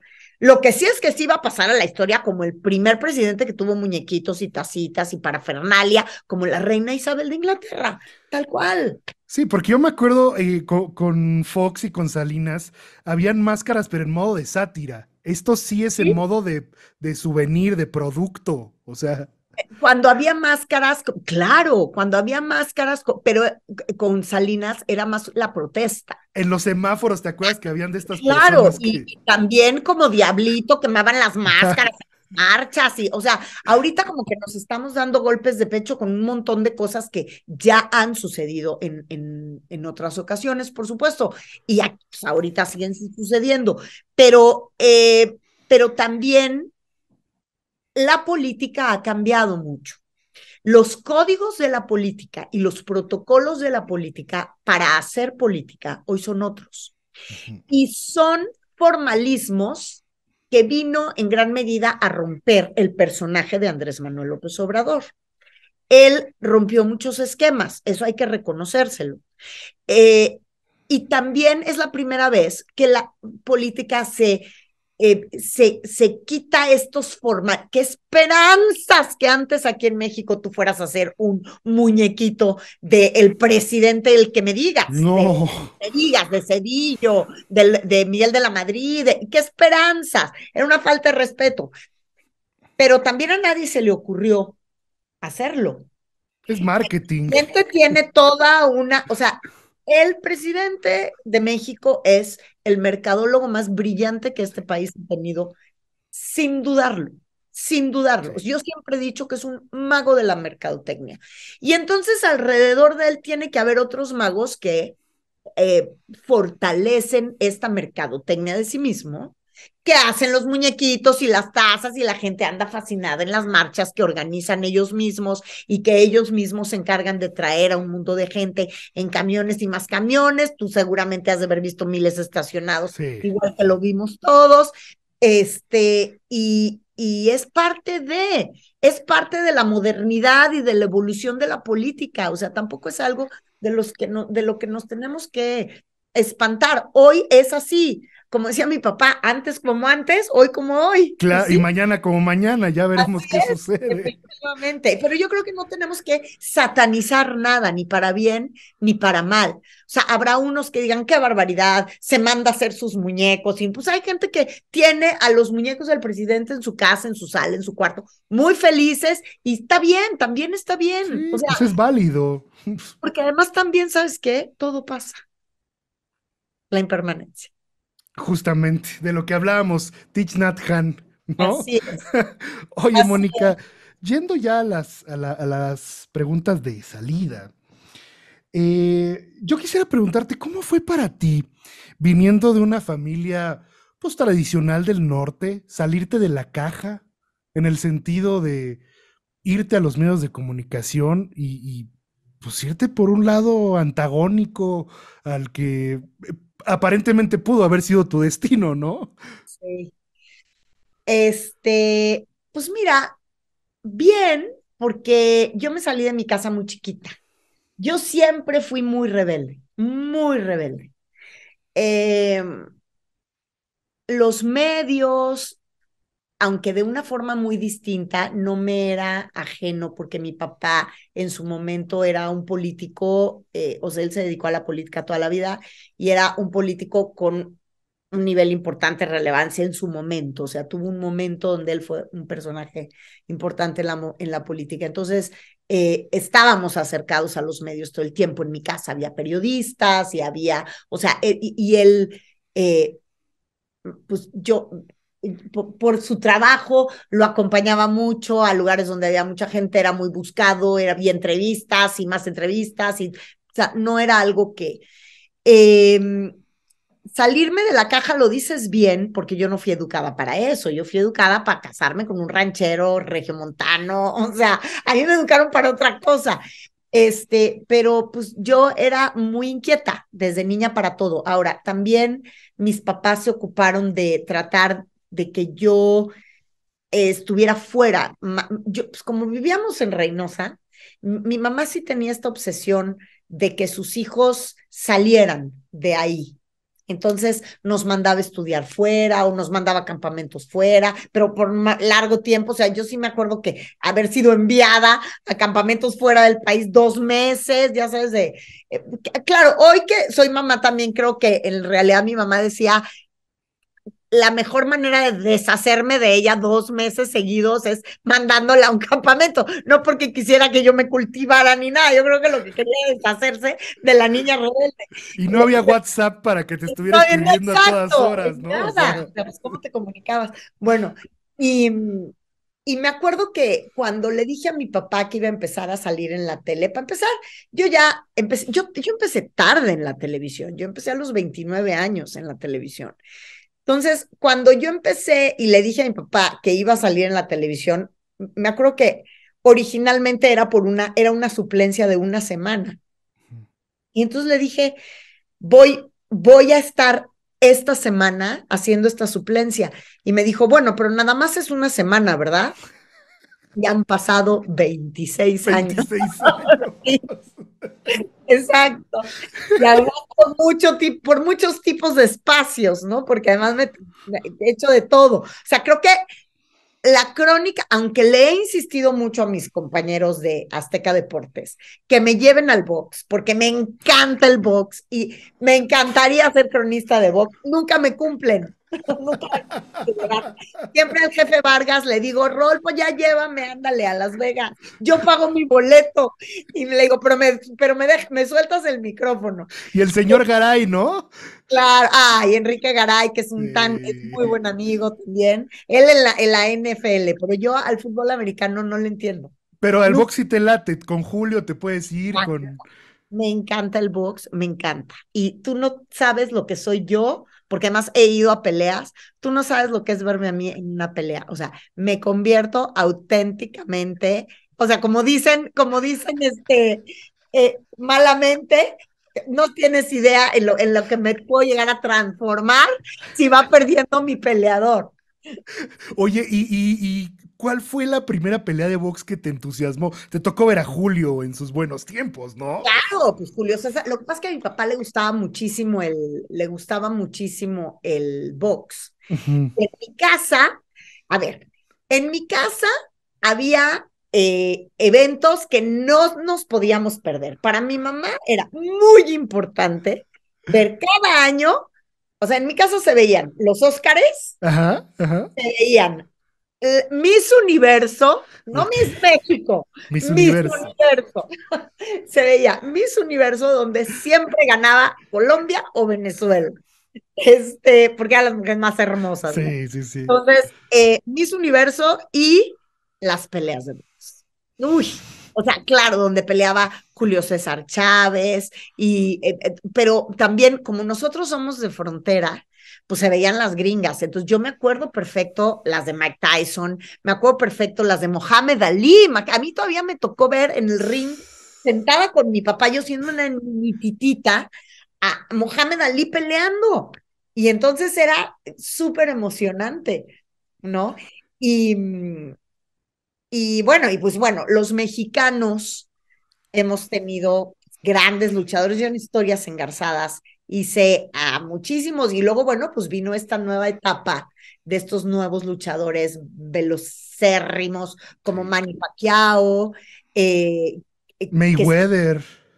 Mayweather, pero Manny Pacquiao que siempre peleaba contra que se me fue el nombre ahorita y es imperdonable porque ¿Cotto?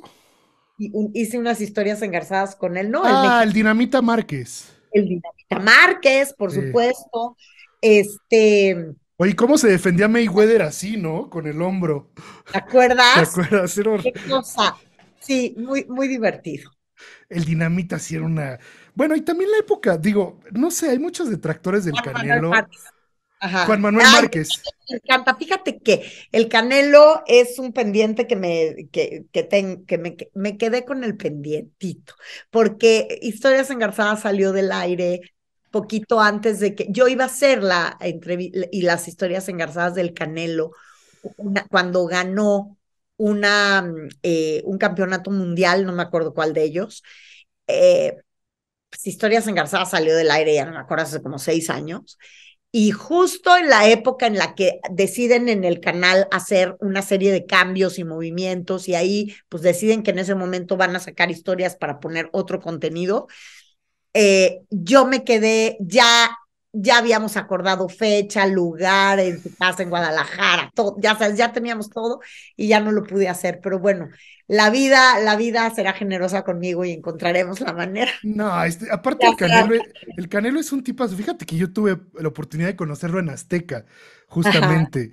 Y no, es un tipazo. Bueno, a mí me cayó súper bien, Yo muy, lo muy, conozco, lo he entrevistado varias veces, pero para el noticiero, cuando yo conducía el noticiero, que es más eh, rápido, ¿no? eh, Todo. pero ahí eran entrevistitas de 5 minutos, 6 minutos, y sí, un tipazo. ¿Sabes qué? Celebro mucho su forma de compartir lo mucho que gana y lo mucho que tiene. porque él no nada más comparte en dinero, que es muy generoso cuando se trata de pagar una operación o de ayudar a algún niño o a algún orfanatorio o alguna situación así, sino da lo más preciado que los seres humanos tenemos, porque es lo único que no podemos comprar y es tiempo. Sí. Entonces él pasa tiempo con personas y hay muchas cosas que él hace que no son públicas y que no se hacen públicas, pero él invierte mucho de su tiempo personal en cosas altruistas y eso es algo que me gusta mucho de ese personaje. Oye, hablando de los Óscares de tu familia, obviamente, ahorita lo mencionaste. ¿Viste los últimos? ¿Qué te pareció Guillermo del Toro? Ay, ya, Guillermo del Toro es adorable, o sea, es adorable, me encanta. Yo no he visto Pinocho, digo, estoy aquí haciendo una confesión sacrílega, pero Cuando pues, salga, estoy seguro que no ya lo lo he vas a haber visto, visto. porque no lo he visto porque no, o sea, te lo juro, este año a mí me cayó como un tsunami, o sea, sigo en el tsunami he tenido muchísimo trabajo este año, creo que nunca en mi vida había arrancado un ciclo con tantísimo trabajo de tantos proyectos tan distintos, además. Eh, Me parecieron un poco aburridos los Óscares. Ujú. Creo que ya se ha perdido mucho glamour. Creo que todas salieron, a mí que me entusiasma, quiero decirte que mi hija es como la Joan Rivers del siglo XXI. Entonces, Ok. nada me divierte más en la vida que ver con Matilda una alfombra roja, porque se avienta unos comentariazos. En esta ocasión no la pude ver, no lo pude ver con ella porque está de viaje, está Es fuera del súper país. talentosa tu hija y de hecho la sigo y la admiro mucho. Muchas gracias, sí, Sí. sí es. Y, y la verdad es que de repente como que siento que cada año pierde más glamour. O sea, ahora yo veía unos vestidazos y todas despeinadas, o sea, como si se hubieran salido de bañar, se hubieran puesto el vestido y se hubieran ido a la alfombra roja. Oye, ¿dónde quedaron aquellos súper peinados y aquellas cosas espectaculares? Sí siento que ya aparecen los Grammy, ¿no? O sea, ¿te acuerdas que los Grammy, Sí. la alfombra roja, los Grammy, cada quien, entre más estrafalario vayas, y los Óscares, no, o sea, antes era como el rigor de la Etiqueta, sí. elegancia, no, y ahorita ya ves cada cosa que dices, bueno, ya Lady Gaga de plano salió con los jeans con los que se levanta a por el café de la esquina los domingos en la mañana, ¿no? Que me encanta, ¿eh? O sea, ella, con el talento que tiene, puede hacer lo que quiera. Sí, no, Lady Gaga es una grande y la verdad, algo que Es admiro mucho de ella es pues no sé, que se dedica mucho a apoyar minorías y yo creo que Pues alguien que tiene ella es voz, una de ellas. está padre que haga eso, la neta. Sí, claro, y ella sí se ocupa del tema de la salud mental para que veas. Sí, Ella que, sí se ocupa de eso y cómo nos hace falta voces ahí. ¿sabes quién también? Esta Selena Gómez está muy Ah, metida en sí, esa claro, cómo onda. no. Justin Bieber últimamente también, Sí, bien. porque sí es un tema que hay que tratar mucho en esta generación. O sea, la verdad es que yo sigo en un proceso de ansiedad desde hace mucho tiempo y sí es un tema que no sé por qué últimamente, bueno, no, me parece que siempre ha existido, pero creo que Siempre. ahorita se ha descubierto y se ha hecho menos tabú, ¿no? Afortunadamente, porque antes Sí, tenías una ansiedad por partida doble. Uno, la ansiedad que tenías y dos, no poderlo decir porque era malo o porque nadie hablaba de eso o porque se veía mal que hablaras de que tenías eh, algún tipo de ansiedad. O sea, es como, no, de eso no hables. Nadie decía que iba al psiquiatra porque al psiquiatra solo iban los locos. O sea, hoy todo el mundo vamos al psiquiatra. La mayoría hemos estado medicados alguna vez en la vida y qué bueno, porque de otra manera no puedes funcionar. O sea, y para eso se inventaron esos medicamentos al final del día. O sea, yo sí creo que además las redes sociales han abonado mucho a la ansiedad de las personas, a estos jóvenes, a estas juventudes nuevas que hoy tenemos muy atormentadas porque están expuestas todo el tiempo a la crítica, al ciberbullying, al qué dirán, y a la aprobación y a la necesidad de pertenecer o no querer pertenecer. Por eso hoy el amor es tan intangible, ¿no? Porque además ya ni siquiera hablamos, Javier, texteamos. O sea, imagínate en lo que se ha convertido nuestra comunicación y lo peligroso que es eso. En un texto yo te puedo decir, hola, buen día, y tú contestarme, ¿por qué estás tan seca? Te dije, hola, buen día. El problema es que en un texto, a lo mejor sí te lo dije seco, pero a lo mejor te lo quise decir de la forma más amorosa y yo puedo ser responsable de lo que yo escribo, no de lo que tú interpretas. Y eso genera en toda una generación una ansiedad terrible. Por eso tenemos hoy las juventudes que tenemos como las tenemos. Y en esa misma ola nos hemos ido nosotros los adultos. Digo, no sé qué edad tengas tú, ni cuánto tiempo tengas en tu proceso de ansiedad, pero te aseguro que todo esto que acabo de mencionar interviene. No, claro, y también yo creo, o sea, hablando más para los jóvenes, el tema de, es que la palabra ya está muy cuatroteizada, pero el tema del aspiracionismo en las redes sociales. O sea, estas figuras que aparentan, justo lo platicábamos hace rato, ¿te acuerdas? De que en Facebook ponemos lo mejor de nuestras Sí, vidas. el tema aspiracional de que tienes que ser perfecto y tienes que ser flaco, y Ajá. tienes que ser bonita y tienes que ser, no sé qué, pues tú no tienes que hacer, tú no tienes que nada más que respirar. Ojalá que ese mensaje todos lo entendiéramos así. Nuestra única obligación en la vida, en realidad, es respirar. Y de ahí para adelante, todo lo demás. Pero obligados estamos a respirar para poder hacer, conocer, estudiar, crecer o limitarte. También es una decisión personal, limitarte. Oye, sé que eres una gran viajera. ¿Qué proceso para ti es viajar más interno? O sea, Me ¿cómo es esa parte en tu vida? Fíjate que sí, soy muy pata de perro. Me gusta mucho viajar sola. Ujú. Mi familia sí es algo que no entienden muy bien. Y es más, tengo mi hermana mayor que es muy asustadiza, ella o sea, ella es más como que, ¿cómo te vas a ir sola? ¿Y qué y no te vaya a pasar algo? Y avísame en dónde estás y en qué hotel te quedas y tal. Yo estoy acostumbradísima, soy muy solitaria, soy algo que mucha gente no lo creería, pero soy una mujer muy solitaria. Y entonces tengo que hacer por lo menos una vez, me gusta mucho el senderismo, mucho, mucho. Y entonces hago largas caminatas por el mundo. Y, y, y es algo que desde hace muchos años hago una vez al año. Algún viaje que me lleve a caminos lejos y largos. Este, y, y para mí es increíble. O sea, a mí me gusta mucho viajar sola, me necesito mucho esos espacios eh, largos de introspección profunda, pero desde siempre, desde muy jovencita. Y, y sí, soy muy curiosa, estoy reporteando 24 horas los lugares a donde voy y más cuando me toca caminar. Es que no es lo mismo hacer un recorrido en bicicleta que trepado en un camioncito con un guía que te va diciendo, ni es lo mismo hacer un recorrido caminando, o sea, caminata formal, un senderismo, porque ves el mundo desde otro lugar y conoces otras cosas y te detienes en otros detalles y eso para mí es muy importante, muy importante. Sí. ¿Cuál es la caminata que más te ha marcado? ¿Te aventaste la de Santiago de Compostela? Y esa llevo dos, Ok. porque el Camino de Santiago tiene 5 rutas Ujú. y yo me he aventado 2 rutas. Quiero hacer las 5 rutas. Quiero hacer este año el camino portugués.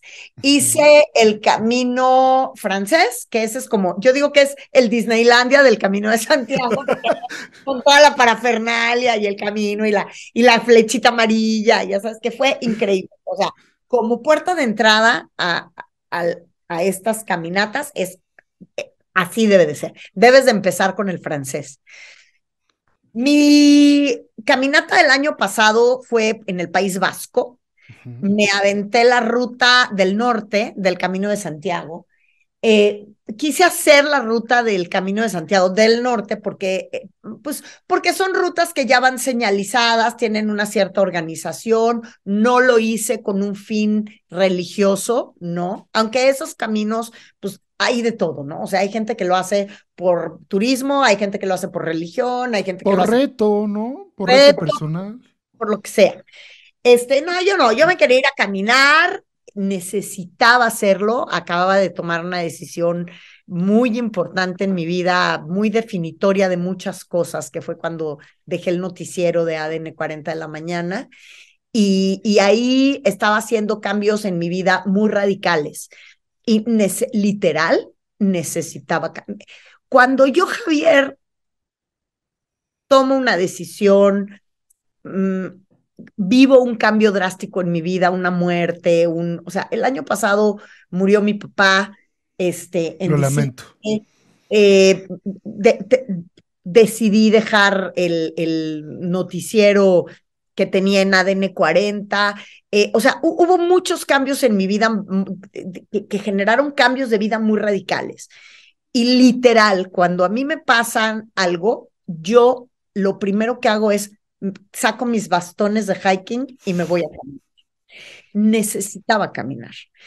Y me fui y tomé la decisión de hacer el Camino del Norte a pesar de que algunos me dijeron, nunca me advirtieron de qué tamaño era el reto, pero me dijeron, aguas porque es un camino retador físicamente. Y yo dije, ay, pero si yo tengo la mejor condición física del planeta, ¿de qué me hablas? Mónica siendo Mónica, ¿no? O sea, nunca me imaginé el tamaño del reto físico. O sea, le llaman en España las rutas rompepiernas. Literal, son rutas rompepiernas. Te rompes las piernas tratando de llegar a donde tienes que llegar todos los días. Todos los días vas de un punto a otro y tienes como una meta, todos los días.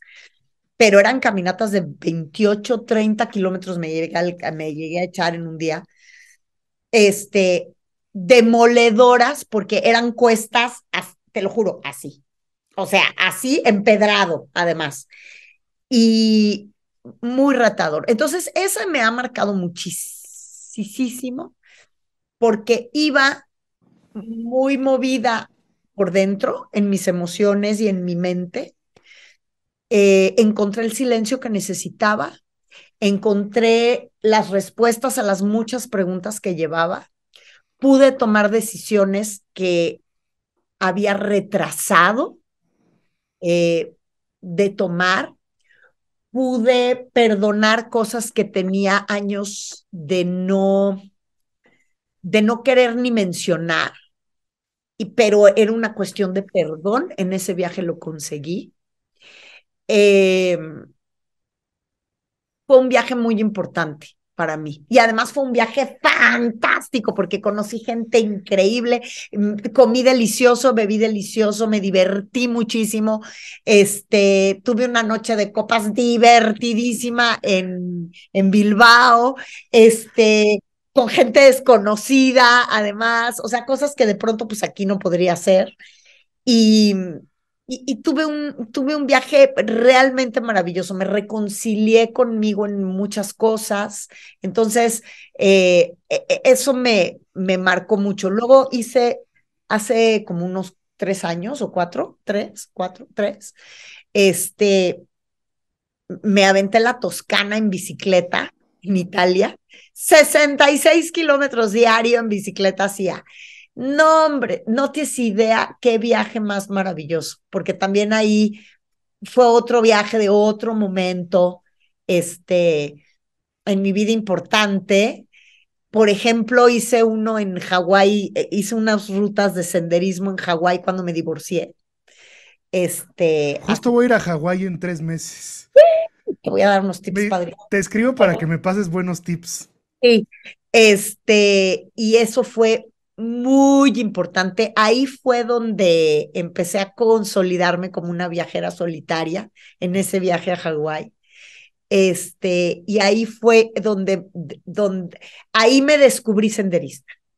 O sea, ahí me picó el veneno de la montaña porque escalé un volcán y luego quise escalar otro y luego otro y luego me di cuenta que a mí lo que me gustaba era subir, o sea, subir y llegar como a una meta y luego bajar, pero esa sensación que tienes de que ¡ah! Ya no puedo más, pero ya no me falta un kilómetro, ya sabes, o sea, Sí, sí, es, sí. es increíble y además también un momento muy complicado de mi vida, pues imagínate, cuando tomas la decisión y viene un divorcio en tu vida y además un divorcio que para mí fue especialmente doloroso,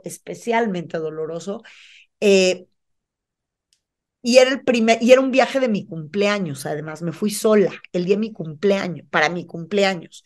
Y me acuerdo que me la pasé caminando, fue muy loco porque en esa caminata yo estaba quedándome en un hotel en la punta final de la isla, ni siquiera era Honolulu, era Oahu, o no sé, ya ves los nombres estos Sí, hawaianos. están rarísimos. Este, Estaba en la punta y me decidí irme caminando de mi hotel, que eran como 2 horas de caminata, hasta la playa famosísima en Honolulu. ¿Cómo se llama la famosísima La playa? verdad no sé porque no he Eh, ido, pero bueno, no importa, donde están todos los surfistas y sí. esto, eran como 2 horas de Ay, caminata. ¿cómo se llama esa Y playa? en medio de la caminata se me cruza, o sea, de repente hay un mirador con una placa y dice la placa, eh, en este lugar, por este lugar pasó planeando en su viaje por el Pacífico, fue la primera mujer en cruzar planeando el Pacífico, esta mujer Eckhart, esta, ya sabes, la que Sí, se claro. perdió, Sí, sí, un día sí. se perdió en el Pacífico y entonces ponen una placa en un lugar por el que ella pasó antes de desaparecer. Y, y fue muy impresionante ese momento porque justamente pues yo de alguna manera estaba empezando un vuelo como de vida o muerte emocional, ¿no? En ese sentido. Entonces, me acuerdo que me impactó mucho encontrarme a la mitad de mi caminata la placa, porque además iba yo caminando con vista al mar. eh, y, y bueno, ella desapareció y yo no iba a desaparecer. Oye, pero o sea, qué poético haber como encontrado esa placa justo en ese momento en donde necesitabas como quizás una respuesta, ¿no? Sí, sí, claro. Sí, claro, no, y además de pues, una mujer que hacía lo que nadie hacía en esa época, pues estás hablando de los 30, o Sí. sea, o 40, no sé, no me acuerdo. Eh, y sí, y entonces ese viaje me acuerdo que fue, además, pues Hawái es un lugar muy mágico para muchas cosas, donde se mezclan muchas culturas y es como el Acapulco de los japoneses, además, es Sí. muy japonés, no muy, muy japonés y al mismo tiempo, pues son unas islas ahí perdidas en el Pacífico, lejísimos, lejísimos de todo, la Polinesia, que es una cosa bellísima, y tiene unos, yo no sabía que Hawái había tenido una monarquía constitucional durante mucho tiempo y entonces fui a este museo glorioso donde era el castillo de los reyes de Hawái, eh, y que fue un reinado constitucional, o sea, la gente los puso, la gente los quitó y ellos respetaron la constitución porque era lo que marcaba la constitución, casi por elección, ¿no? O sea, muy interesante. Eso no La lo sabía, fíjate, no muy sabía. interesante, sí. Yo te voy a mandar todo para que No, vayas. sí, te juro que antes de irme, Mónica, te voy a mandar un mensaje. Mónica, let's do this. Sí, sí. Oye, Te lo Mónica, prometo que sí, te la vas a pasar increíble. ¿cómo es trabajar con Patti Chapoy? Patti Chapoy es una mujer muy generosa, muy exigente, pero sobre todo yo con ella, cuando entré a trabajar con ella, aprendí algo. Quien me llevó, porque a mí no me contrató Patti directamente, a mí me reclutó una persona que trabajaba para Patti, Ujú, Moira Menéndez. Y, y yo en ese entonces era la jefa de prensa de Argos. Ahí ujú. es donde ellos me jalan o sea, TV Azteca me jala para TV Azteca.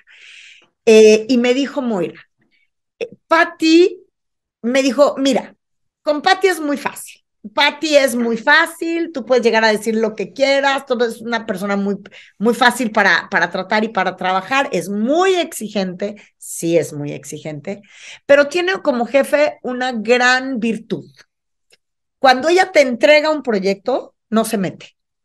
Ok. O sea, no es este que está viendo cómo lo hiciste, si pusiste, si no pusiste, si te está revisando, no, no. Si la riegas, te va a quitar el proyecto. Así. Pero mientras ella agarra y te dice, aquí está el proyecto, es tuyo, yo nada más necesito, o sea, necesito estos puntos de audiencia y estos puntos de ventas. Entonces, ahí tú sabes. Y respeta mucho las decisiones que tomes, las decisiones editoriales que tomes. Lo que sí no le gusta, por lo menos en el tiempo que yo trabajé directamente con ella, Patti es una persona que tú, está muy bien que llegues a plantearle un problema siempre y cuando lleves en el bolsillo una solución, una propuesta de solución. No le llegues a plantear nada más el problema. Y eso para mí fue una gran lección, porque eso es producir. Ella Sí, tenía, ella tenía un cartelito en la entrada de su oficina cuando yo la conocí, cuando yo llegué, hace mi primer día sí, pase con la señora Chapo, ya la está esperando, y entonces llego, la puerta cerrada, y en la puerta había un papel que decía, si no tienes la idea clara, no produzcas. Entonces, y tú así de... ok, "Ah". entendí, ¿no? Pero es literal su filosofía de vida. Entonces, ella es como si esta puerta está abierta para que tú plantees cualquier problema, pero tienes que venir por lo menos con una propuesta de solución. Y esa es la mejor escuela de producción de televisión. Que básicamente es delegar todo muy bien, ¿no, Mónica? Y la producción es siempre tener un plan B. Tú en producción, si vas a escoger tal locación, también tienes que tener un plan B por si llueve. ¿Me entiendes? Mm, Si tú vas a elegir, si tú vas a elegir entrevistar a Javier Paniagua, tienes que tener una solución por si Javier Paniagua se le ponchó la llanta, no llegó a la entrevista. ¿Y qué vas a hacer? ¿A quién vas a meter? ¿Qué te vas a inventar? Eso es producción. Entonces, antes, yo por eso digo que la vieja guardia estaba muy bien entrenada porque nos entrenaban para eso, no nada más para conducir, no para leer un prompter. Tú tenías que escribir tus textos, tú tenías que determinar tu cuestionario, o sea, tú tienes que hacer o sea, tú no puedes pretender tener subalternos a los que les tienes que decir cómo hacer un trabajo que tú en tu vida has sabido cómo hacer. claro, o sea, Eso está lleno el mundo ahorita, ¿eh? sí, o sea, como dicen que el jefe generalmente tiene que pasar por todas las zonas para saberlo mandar después. Exactamente. Entonces, ella en ese sentido fue sobre todo una gran escuela, pero en esto que te digo, cuando ella te decía, bueno, ok, vas a hacer un programa, entonces, me acuerdo cuando planeamos historias engarzadas, el día que ella me entregó el proyecto, yo como titular de historias engarzadas, me entregó el proyecto. O sea, si yo llegaba y le decía, oye, Pati, ayúdame a conseguir, porque originalmente Historias Engarzadas dependía de la producción de Pati. Yo sí podía llegar y decirle, oye, es que me gustaría entrevistar a fulano, pero yo la verdad no tengo el contacto, pero tú sí, ay, sí, claro, y agarrar el teléfono y te ayudaba. O sea, en todo te ayudaba mucho, pero este, la responsabilidad era tuya. O sea, tú no podías llegar y decirle, no tengo programa para este sábado. O sea, eso sí, es impensable, impensable, ¿no? Entonces, eh, o sea, creo que fue una escuela, primero de hacer televisión bien, de producir televisión de a de veras, y dos, de saber lo que significaba tener la responsabilidad de un espacio de televisión al aire. Además, grabábamos poco. Yo estoy acostumbrada a la televisión en vivo. Ujú. Y eso, créeme que eso sí te curte. Es que es La mucha improvisación, ¿no, televisión Mónica? sí te curte. Pero no, pero luego donde más tuve tele en vivo, o sea, yo migré de la fuente de espectáculos a la fuente de noticias en el 2009. O sea, Ujú. imagínate, ya tengo 10 muchos años tenías, años, no ¿no? más. Yo tenía 9 años de trabajar con Patti en el 2009, ahorita estamos al 2023, pues ya tengo 15, muchísimos 14, años, 15 años. 14, 15 años en el área de noticias, muchos más de los que duré en área de espectáculos. Este, y ahí sí siempre todos los espacios de noticias en los que he participado han sido en vivo, todos. Y justo, ahorita me hiciste reflexionar mucho al principio, Mónica, de por qué te ubicamos de Patty. Y realmente sí, a ver, yo cuando pensaba en Mónica Garza, te vinculaba principalmente pues a Ventaneando, ¿no? Después, obviamente, no, ya no, porque cuando empecé a trabajar para Azteca, justo con Adrián y con Checo Arriba Palacios, pues ya Ah, supe más de, de tu diversificación, ¿no? sí, sí. Pero yo creo que fue un momento muy puntual de tu carrera ese, y aparte creo que, pues sin duda alguna, pues Ventaneando, yo creo que es uno de los programas que más se ve en la televisión, ¿no? Bueno, pues este es de los que más años tiene en la televisión y eso se dice, se dice fácil y hoy, con la inmediatez de todas las plataformas que tenemos, decir, un programa tiene 27 años al aire, o sea, está, el gran reto en los medios en general es la permanencia, Javier. El gran reto en la vida es la permanencia. O sea, permanecer aquí vivo ahorita respirando es un reto. Y en la televisión es un medio de costumbres. Yo por eso nunca he entendido estos productores que le va mal, o sea, sacan un producto en la tele. Ok, ya decidiste apostar, no importa si es bueno o malo, si la idea es buena o mala, ya decidiste apostarle, ya metiste tu lana ahí, lo metes. A los 3 programas te apanicas porque no le va bien de audiencia, cuando la televisión es un medio de costumbres. Ujú. La gente se acostumbró a ver siempre en domingo. Se acostumbró a ver a Jacobo Zabludowski. Se acostumbró, entonces los veían porque era su costumbre, o sea, en la noche era llegar, cenar y ver las noticias con Jacobo Zabludowski durante no sé cuántos, 30 años, ¿me entiendes? Pero era una costumbre. Tú tienes la costumbre de que llegas en la noche a tu casa y le prendes y el que sea tu conductor favorito de noticias, pero sabes que en la noche hay un informativo que te va a dar un resumen de noticias de lo que pasó en el día. Eso hace la costumbre en la televisión, que hoy tenemos un montón de opciones que antes no teníamos, porque antes era nomás Televisa, y luego era nomás Televisa y TV Azteca. Y luego aquello se diversificó en entonces, esta imagen y Radio Fórmula y el financiero Bloomberg y en fin, otras cosas, ¿no? Y hoy tú decides con quién lo ves, pero sabes que en la noche vas a ver un noticiero. Sí, o si bien puede ser no un noticiero, también en el celular, a ver a Ah, no, cierto. bueno, hoy ya el celular también lo ha cambiado todo, que es, volvemos a la conversación hace rato, también tú, cualquiera con un celular es un reportero, ¿no? Pero bueno, a lo que voy es, en el caso de programas como el de Ventaneando, pues son programas que lo que han hecho es costumbre y lo que han hecho es tradición.